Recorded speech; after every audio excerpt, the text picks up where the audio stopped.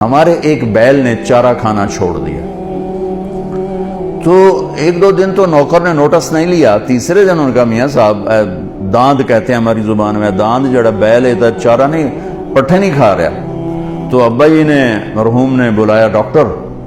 اس نے دیکھا, انہوں نے کہا جی کچھ نہیں, ٹھیک, کوئی مسئلہ نہیں. تو یہ چارہ کیوں نہیں کھا رہا؟ کہا ایک پتہ کوئی نہیں. تو ایک دیسی حکیم تھا ہمارے قریب, تو والد صاحب مرحوم نے گھوڑے پر ایک نوکر کو بھیجا کہ جاؤ اس کو اٹھا کے لاؤ.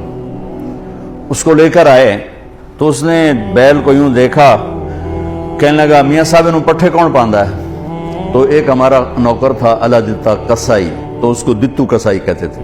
ابا جی نے کہا جی اے ہے دتو, اوے اوریا. اس کو بلایا, بیل کے سامنے بٹھایا, جوتا اتارا, وہ 5-7 اس کے سر میں مارے, ٹھو ٹھو ٹھو. کہنا جی پٹھے پاؤ. پٹھے پائے تو وہ کھانے لگا. یہ میں آپ کو گھر کا واقعہ سنا رہا ہوں, گھر کا سنائی نہیں سنا رہا ہوں, اپنے گھر کی بتا رہا ہوں.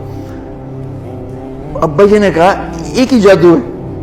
انہوں نے کہا جادو نہیں ہے, یہ آپ کے نوکر نے اس کو کہیں کوئی سوٹیاں مار دی ہیں اور یہ وٹ کھا گیا تھا. اس کو غصہ چڑھا ہوا تھا کہ میں نے اس مارے کہ میں تو چنگا بھلا کام دے رہا. آج جب میں نے اس کی ٹھکائی کی تو اس کو تسلی ہوگی, میرا بدلہ ہو گیا, اور اس پٹھے کھا رہے. عزت نفس تو جانور بھی چاہتا ہے.